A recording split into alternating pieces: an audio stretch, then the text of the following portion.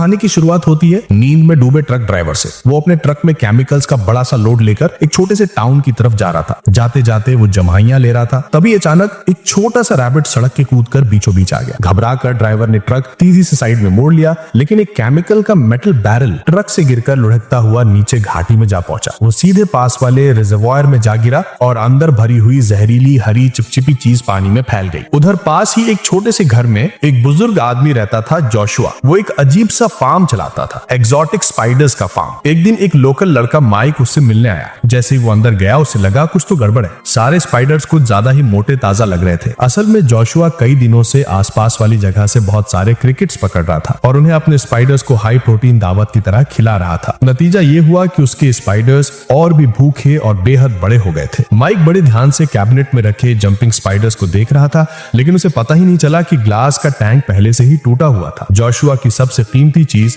एक बहुत बड़ा टेरांचुला जो उस क्रैक से बाहर निकल चुका था। जोशुआ उसे घर घुमाते घुमाते अपनी स्पाइडर ज्ञान की बातें बताने लगा, जैसे कि ये और वीवर स्पाइडर्स इनके मेल फीमेल को इम्प्रेस करने के लिए बड़ी मेहनत करते हैं और ये बीटल्स तक पकड़ कर लाते हैं। कभी कभी कोई माउस तक गिफ्ट की तरह लपेट कर लाते हैं। पर फीमेल्स का साइज मेल से 3 गुना बड़ा होता है। जब ये अपना शिकार पकड़ लेती हैं तो सीधा जहर इंजेक्ट कर देती हैं, जिससे अंदर की सारी चीजें सूप जैसी बन जाती हैं और फिर शिकार जब जिंदा ही होता है वो धीरे धीरे उसे चूस कर खाली कर देती हैं। थोड़ी देर बाद माइक घर जाने लगता है। जोशुआ ने उसे बाहर तक छोड़ा और वापस अपने स्पाइडर्स को संभालने लग गया। लेकिन जैसे ही माइक गया, वही भागा हुआ टेरांचुला चालाकी से जोशुआ की पीठ पर चढ़ गया और झट से उसकी गर्दन पर काट लिया। जहर चढ़ते ही जोशुआ पागलों की तरह इधर उधर भागने लगा। वो गुस्से और दर्द में सारे कांच के केजेस तोड़ बैठा और देखते ही देखते सैकड़ों स्पाइडर्स बाहर निकलकर चारों तरफ फैल गए, जैसे किसी ने पूरे टाउन पर 8 टांगों वाले डरावने जानवरों की सेना छोड़ दी हो। एक हफ्ते बाद टाउन स्वागत कर रहा था अपने पुराने हीरो क्रिस मैकॉर्मैक का। वो लोकल माइन ओनर का बेटा था। उसके डैड की मौत 10 साल पहले हुई थी और तब से वो माइन छोड़ दी गई थी। क्रिस वापस आया था ताकि वो माइन का मसला सुलझा सके। वो अपनी आंट ग्लैडिस के पास ठहरा हुआ था। उधर माइक की मॉम शेरिफ समैंथा पार्कर पेट्रोल पर निकली हुई थी। उसकी नजर रिवर बैंक के पास एक अजीब से केमिकल बैरल पर पड़ी। पास जाकर देखा तो अंदर बचा हुआ केमिकल बिल्कुल भी सुरक्षित नहीं लग रहा था। उसका डेप्यूटी पीट भी वहां आ गया, मगर पीट दिमाग से थोड़ा स्लो था। गंदे फटे हुए रबर ग्लव्स पहनकर उसने बैरल पोंछा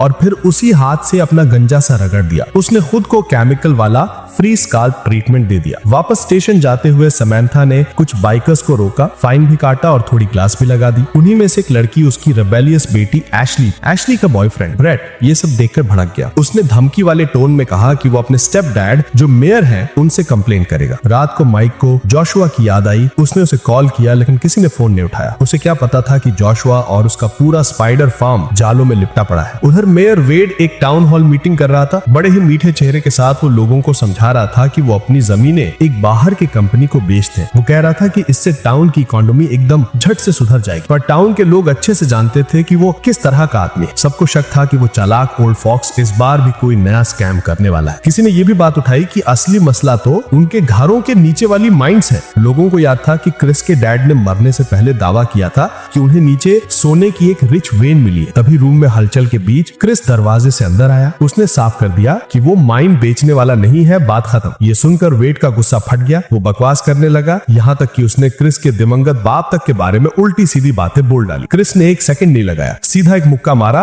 और मेयर को जमीन पर चित कर दिया। शेरिफ समैंथा ने तुरंत ऑफिशियल बनते हुए क्रिस को हथकड़ी लगा दी। वो बोली कि वो उसे स्टेशन ले जा रही है, लेकिन जैसे ही दोनों कार में बैठे समैंथा ने कफ्स खोल दी और उसे जाने दिया। वहां एशली खड़ी मुस्कुरा रही थी। उसने अपनी मॉम को क्रिस के पीछे देखते हुए पकड़ लिया था। उस रात डेप्यूटी पीट अपने घर पर हैंडीमैन वाला काम कर रहा था। उसका कैट अचानक कोने में कुछ हरकत देखता है। कैट ने देखा कि एक स्पाइडर भागता हुआ दीवार में बने एक छेद के अंदर चला गया। पीट और उसकी पत्नी ने कैट को ट्रीट्स देकर बाहर बुलाने की कोशिश की। तभी दीवार के अंदर से बहुत जोर जोर की लड़ाई जैसी आवाजें आने लगी और फिर एकदम खामोशी। अब कोई म्याऊ नहीं, बस डरावनी चुप्पी। अगले दिन आंट ग्लैडिस ने क्रिस पर पूरा जोर लगाया कि वो जाकर समैंथा को डेट के लिए पूछे। मैडम का सीधा मैसेज था कि शेरिफ सिंगल है, तुम सिंगल हो, अब बहाने बंद करो और आगे बढ़ो। उधर डेप्यूटी पीट रोते हुए फोन पर समंथा को कॉल करता है। वो कहता है कि किसी ने उसकी कैट को खा लिया है, ऊपर से उसकी पत्नी भी उसे छोड़कर चली गई है। समंथा खुद काम के तनाव और अपनी शरारती बेटी से परेशान थी। आखिरकार उसने एशली को टेजर देकर कह दिया कि अपने बचाव के लिए रख। इसी बीच क्रिस भी हिम्मत जुटा चुका था। जंगली फूलों का एक छोटा सा गुलदस्ता लेकर वो शेरिफ के दरवाजे पर पहुंच गया, उसे डेट पर ले जाने के लिए पूछने के लिए। दूसरी तरफ छोटा माइक अकेला हिम्मत करके जोशुआ के फार्म की तरफ निकल पड़ा। वो गेट धकेल कर अंदर गया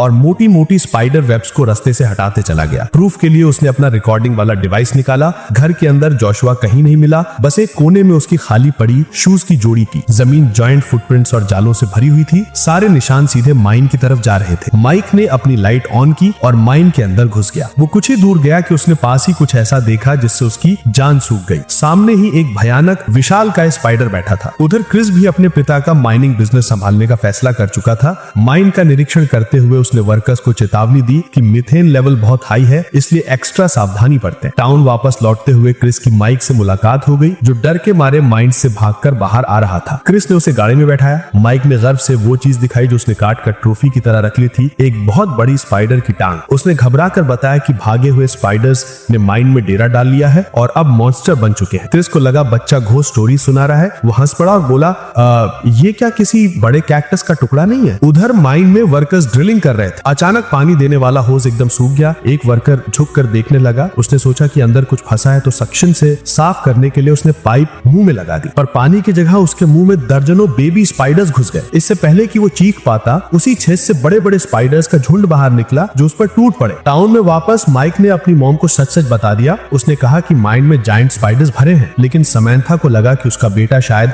हॉरर मूवी ज्यादा देखकर कहानी और हकीकत को मिला रहा है। इसी बीच ब्रेट ने अपने स्टेप डैड मेयर वेट को फोन पर कुछ बातें करते हुए सुन लिया। उनकी बातचीत सुनकर साफ लग रहा था कि कुछ गड़बड़ है। असल में वेट चुप चुप के प्लान बना रहा था कि अबैंडन पड़े माइंस को वो टॉक्सिक वेस्ट डंप बना देगा, जहां केमिकल कचरा छुपा कर रखा जाएगा। मेयर की एक ऑस्ट्रिच फार्म भी थी। उसी दिन उसके ऑस्ट्रिचेस अचानक पागलों की तरह भागने लगे, चीखने लगे। वेट शॉटगन लेकर देखने निकला कि क्या हो रहा है। जैसे ही वो पास पहुंचा, जमीन पर बस 2 ऑस्ट्रिच की टांगे पड़ी थी, बाकी का पूरा शरीर गायब। थोड़ी दूरी पर कई ऑस्ट्रिचेस चीखती हुई भाग रही थी क्योंकि जमीन फटती जा रही थी और विशाल का स्पाइडर्स नीचे से निकलकर उन्हें खींचकर वापस मिट्टी के अंदर ले जा रहे। अगली सुबह टाउन का रेडियो होस्ट, जो कॉन्स्पिरेसी थियरिस्ट भी है, एक्साइटमेंट में चिल्ला रहा था, दोस्तों आज सुबह 4 पेट्स गायब हो चुके हैं। मैं तो कह रहा हूँ कि ये एलियंस फिर से बट एक्सपेरिमेंट्स कर रहे हैं। उधर एशली अभी भी ब्रेट और उसकी बाइकर गैंग के साथ घूम रही थी। ब्रेट की छेड़छाड़ से तंग आकर एशली ने हाथ उठाया, टेजर निकाला और सीधा ब्रेट की जांघों के बीच दे मारा। ब्रेट दर्द से कार से लुढ़क गया। दर्द इतना था कि वहीं सड़क पर उसके पैंट भी गिली कर। एशली ने तंग आकर फैसला किया कि अब बहुत हो गया और वो अकेले ही चल दी। तभी दूर वाली पहाड़ी पर कुछ विशाल काय स्पाइडर्स दिखे जो कार जितने बड़े थे। ब्रेट जान बचाने के लिए घिसटता हुआ अपनी बाइक तक पहुंचा।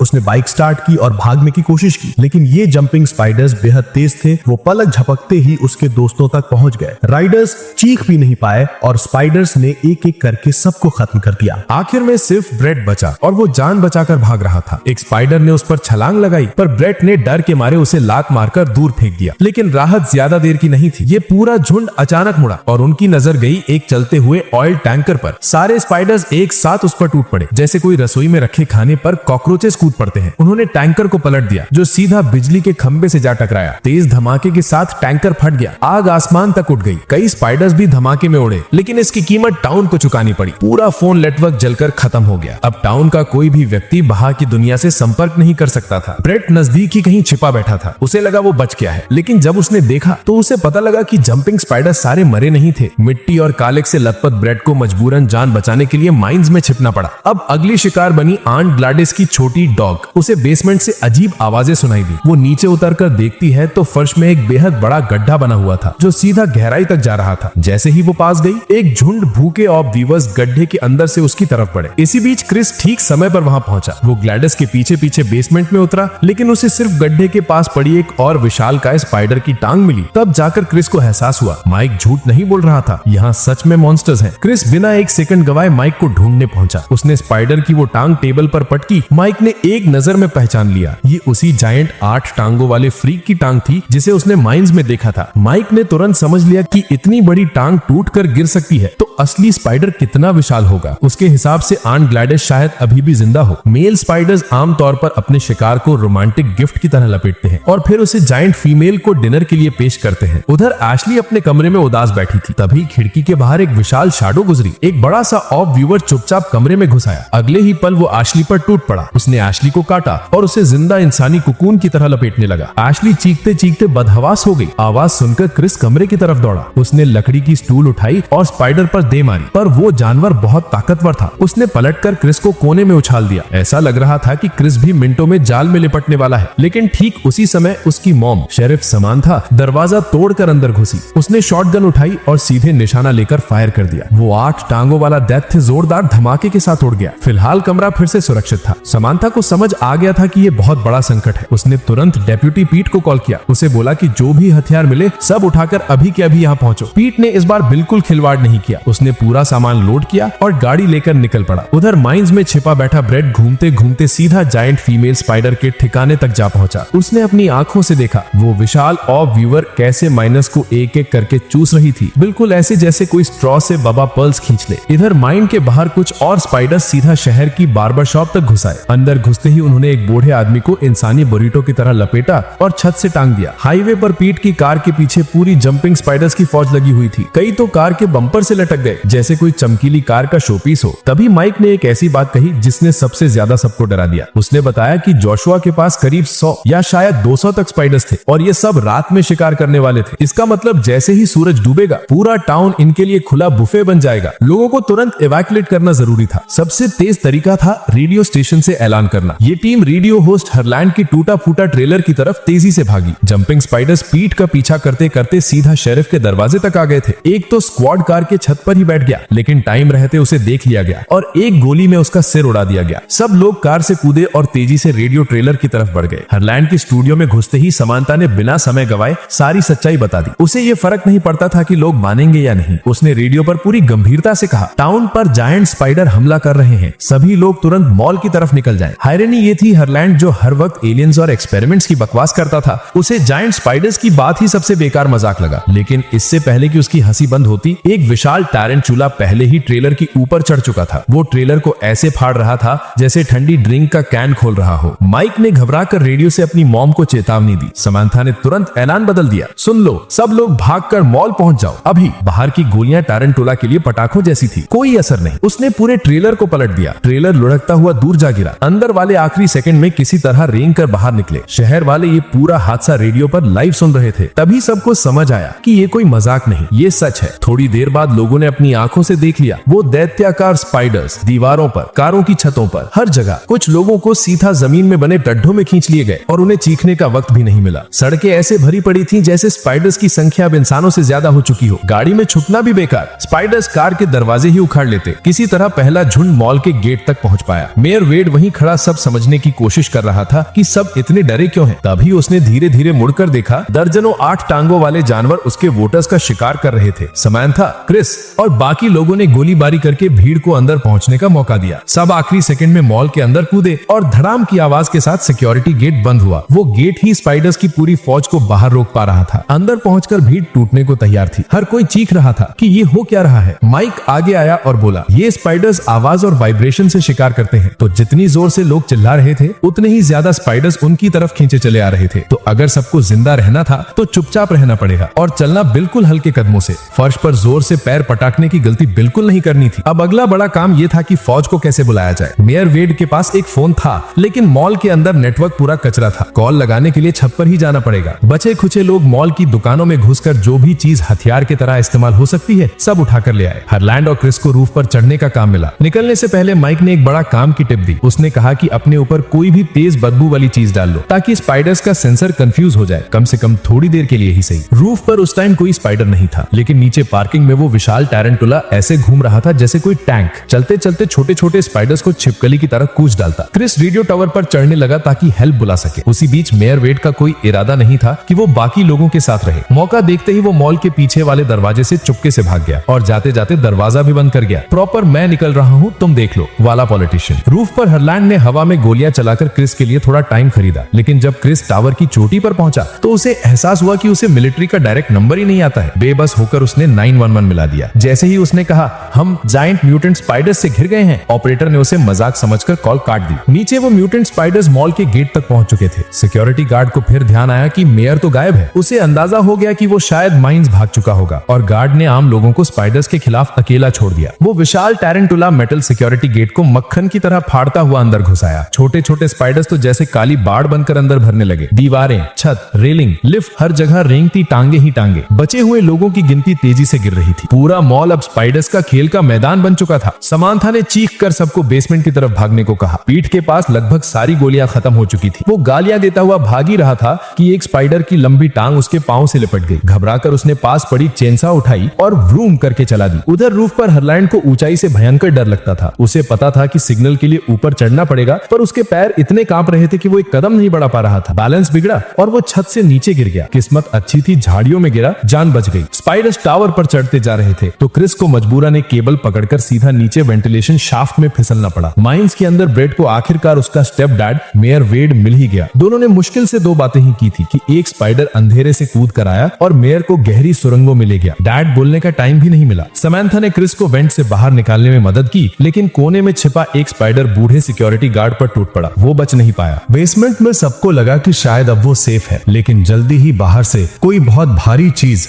दरवाजे पर टकराने लगी। सबकी सांसें रुक गईं। दरवाजा जब आखिरकार टूटा तो वो कोई स्पाइडर नहीं था, ब्रेड था। फोर्कलिफ्ट चलाते हुए उसने पूरा दरवाजा ही उखाड़ दिया और अंदर घुस आया और सबकी जान ही निकल गई उसे देखकर। क्रिस को माइंस का नक्शा पता था तो उसने सबको अंडरग्राउंड टनल्स के रास्ते बाहर निकालने का फैसला किया। कुछ ही देर में सबको हवा में एक जानी पहचानी बदबू महसूस हुई, मीथेन। इसका मतलब था कि बस एक चिंगारी पड़ी और पूरी खान किसी पटाखे की फैक्ट्री की तरह उड़ जाएगी। आगे चल रहा सिक्योरिटी गार्ड सबसे पहले फंस गया। एक स्पाइडर ने उसे अंधेरे में खींच लिया, लेकिन कोई भी गोली चलाने की हिम्मत नहीं कर पा रहा था, क्योंकि एक भी गोली यानी सबका एक साथ हवा में उड़ जाएगा। सौभाग्य से उस वर्कर के पास अब भी उसका क्रॉसबो पड़ा था। आखिरकार उनके पास एक ऐसा हथियार था जिसे दूर से चलाया जा सकता था। बाहर निकलने का रास्ता ठीक जायंट फीमेल और वीवर के बिल के बीच से जाता था। चारों तरफ की दीवारों पर सफेद कोकून लटके थे। कुछ में सिर्फ सूखे हुए जिस्म थे, लेकिन कुछ के अंदर से अब भी तड़पने की आवाजें सुनाई दे रही थी। मेयर वेड उल्टा लटका था। ऐसा लग रहा था जैसे कोई कच्चा बेकन हवा में टंगा हो, बस पकाए जाने का इंतजार कर रहा हो।